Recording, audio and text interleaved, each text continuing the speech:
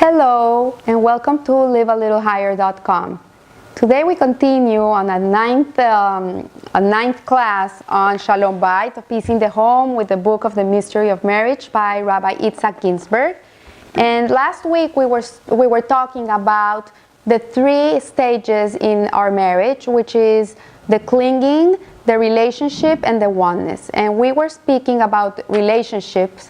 And I was going to move into oneness today, but there's a very important topic I want to touch, which is communication. And it says here that the goal of marriage then is that the couple manifests in their early consciousness the existential oneness they found in their celestial soul root. This is the essence of true love. So the essence of true love is to always have in mind that connectedness that you have to your spouse. That even though you look at him sometimes and you say, who is this guy? How in the world did I end up with him? You always remember that there's a connection in the soul.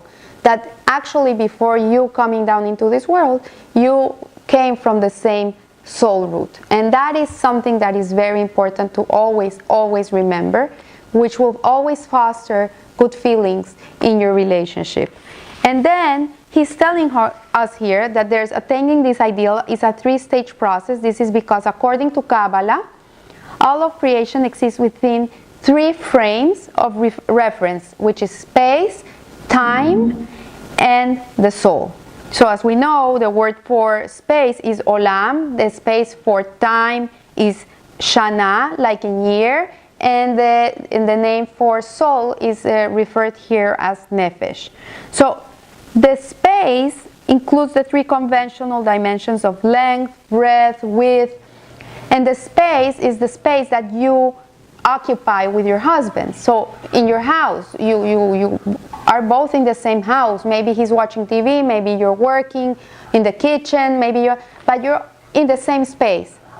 So physically, you are sharing space in your life. Also the time, you're also sharing time. There's times in your day where you're with your husband, so you are compenetrating each other in time and in soul.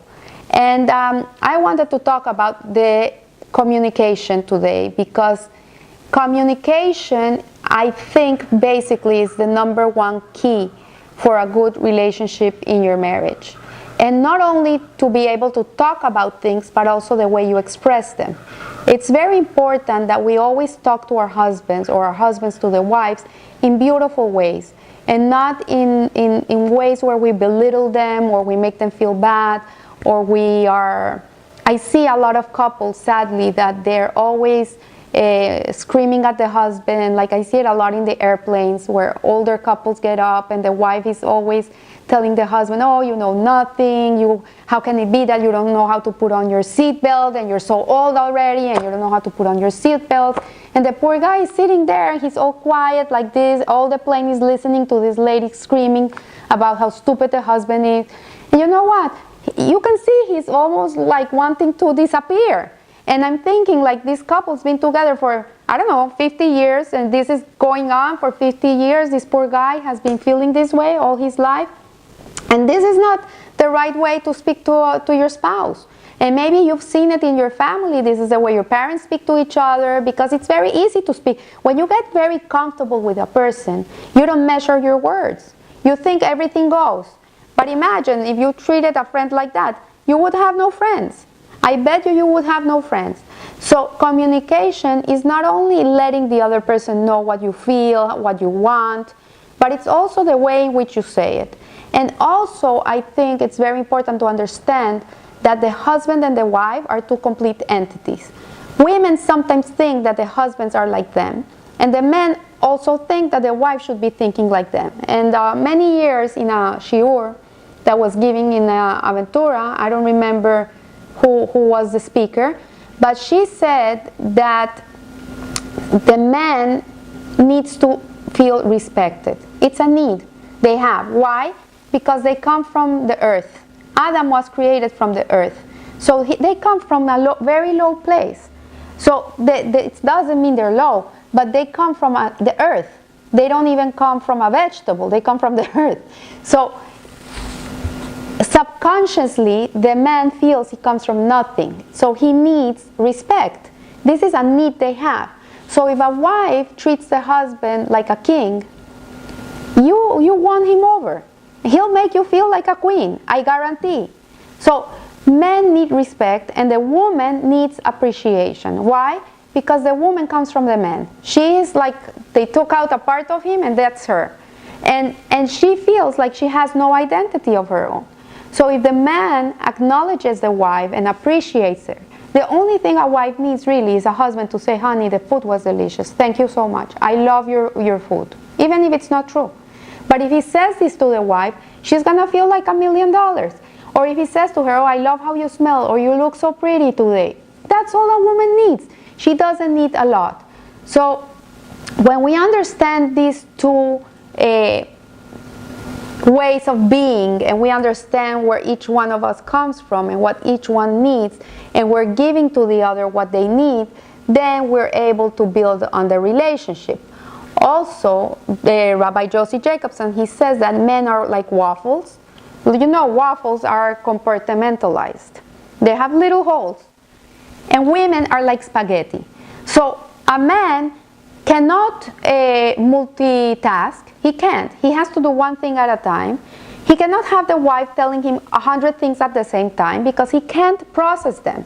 The woman, on the other hand, she's like a spaghetti bowl. You have seen one goes like this, the other one goes like this, they all go in together. Woman can be doing 100 things at a time. She can be talking on the phone, changing a diaper, making homework with the other kid, everything at the same time, and has no problem. So we have to understand these two different makeups in each other and not expect that the other one is going to be like you, because he's not. It's like asking a pear tree to give you apples. A pear tree will give you pears and an apple tree will give you apples. It's the same thing. So when you need something of your husband, express it, tell him, because he's not going to be imagining that you want flowers or that you want that ring for your birthday or that you would love to go out for dinner. He's not going to even be able to imagine it. And if there's one husband like that, like, oh, kol hakavod, amazing, what a great mother he had. But his nature is not to be a magician. It's not to be a fortune teller. He can't. So a woman has to be very direct with her husband. She has to tell him exactly what she wants. So I personally, when my birthday is coming, I like 10 days before, I say, like, remember the 9th of January is my birthday. I love flowers. I love white flowers. And I start like reminding him and making like a joke out about it. And he'll remember. But if I keep quiet and I expect that the 9th of January he's gonna be singing to me and bringing me the white flowers, like, I can be sitting and waiting for the rest of my life, and I'm gonna be a very upset wife. I'm gonna be very upset. So if you have a husband that is very detallista, very into the details, you're a very lucky girl. Really appreciate that, because that's not the norm. The norm is that husbands get very busy with their jobs, with their work and whatever they're doing, and their heads are in different places. And they're in one place at a time. They can be in 100 places at the same time. The woman, on the other hand, she has the capacity to be everywhere. She has eyes in the back of her head. She has eyes on the sides of her head. And the woman has this capacity. So when we learn to acknowledge that each one of us has their own capacities, their own good things, and there are other things that they just don't have, it's not good or bad, it's not there, then you're going to be able to live in a much peaceful way with your husband. Also, learn to speak nice. Learn to speak nice. Measure your words. Say things in a way that won't harm, that won't bite, that won't crush a soul. Sometimes you can say the same thing with beautiful words. Like if, for example, you're overwhelmed when you are picking up the dishes after dinner because you have the kids and then there's a lot of dishes and pots and whatever, ask your husband, honey, do you mind putting the kids their pajamas? I would really appreciate that. It would really help me. Or the husband come home and tell the wife, you know, honey, I'm so tired today. I can't even open my eyes. I need some peace and quiet. And when we speak like this, instead of screaming at each other, and telling the other one, you're so insensitive, you don't imagine that I need help, how can it be that you don't imagine I need help? Then this is when things start not working very well and people get very hurt. And sadly, when the communication is not a good communication, the neshama starts crushing and crushing and crushing, and emotionally the marriage starts crumbling down. So work on your speech, work on the way you speak and how you treat each other.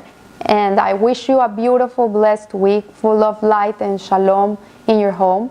And I'll see you next week, and live a little higher. Thank you.